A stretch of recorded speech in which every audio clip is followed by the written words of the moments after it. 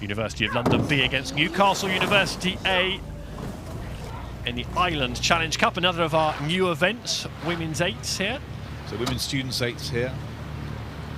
So the University of London, so you've got a good start there. Newcastle, quick wobble off the start as the Cox recovers the steering. That'll cost them a little bit of a distance, but not much at this stage.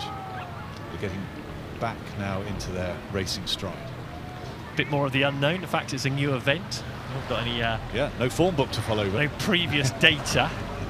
I think we've seen enough eights over the years, so to know roughly what we're going to expect. Yeah. And I think we've got a really good example of an A crew against a B crew here for their respective clubs.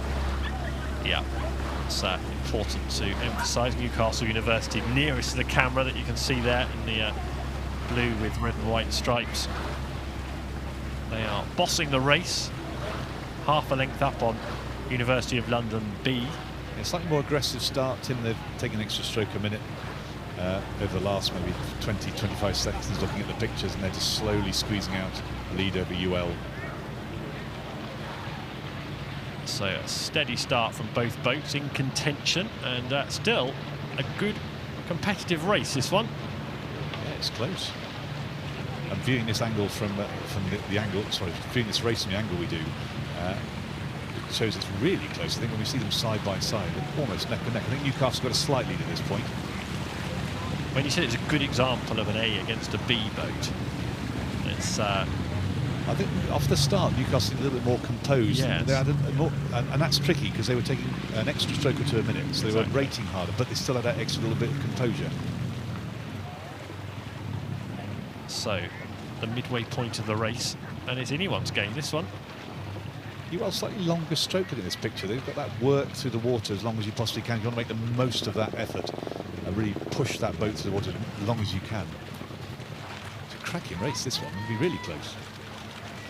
We'll get a side-on view to really gauge how the race is unfolding. Newcastle University A, Larson, Coley, Gledson, Bulmer, Peacock, Munro, Lack, Cowie, and Natasha Banks is the Cox, 21 years old.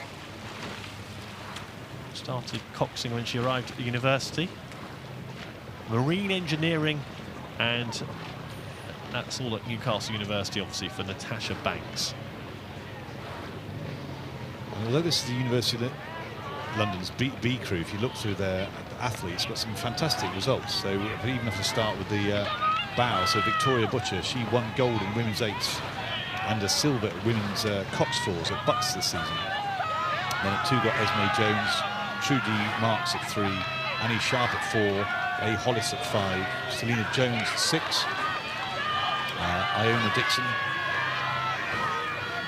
at 7, and strokes by Amelia Crocker. It's shaping up to be race of the day so far, not much doubt about that. In the Island, the eights going head-to-head, gladiatorial, and this could be edge-of-the-seat stuff. University of London B against Newcastle University A, and there's absolutely nothing between these two boats. So you've got the photo finish ready, got the camera ready, because we could be in for something race here.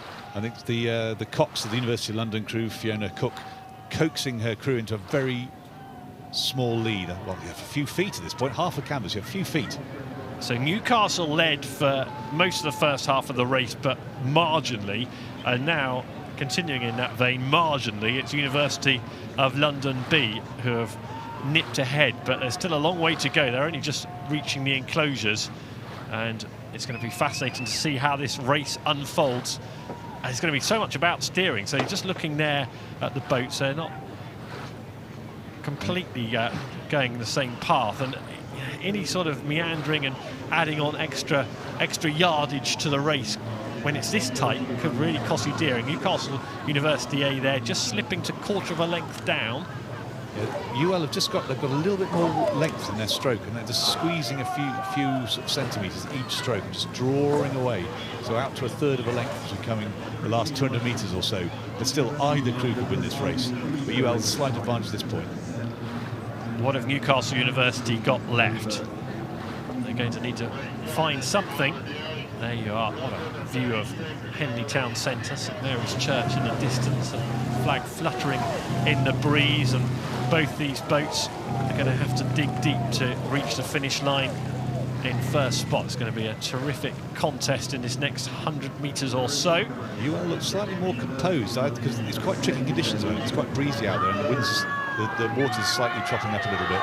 And Newcastle slightly less composed than their UL counterparts. UL starting to take that rating up now, but they're doing it in a coordinated fashion, giving that work to the water and a nice long stroke. So UL looking really good here coming up to the finish. They are. They've held their nerve, haven't they? Because they didn't have it all their own way earlier on in the race, but now they're starting to pull clear. University of London B are getting to grips with this race and putting it to bed. Newcastle University A are now a length down. Final 10 strokes of the race in front of St Stewart's. It's been a really terrific race, and actually Newcastle University are giving it a bit more into the final few strokes. I'm not sure it'll be enough though.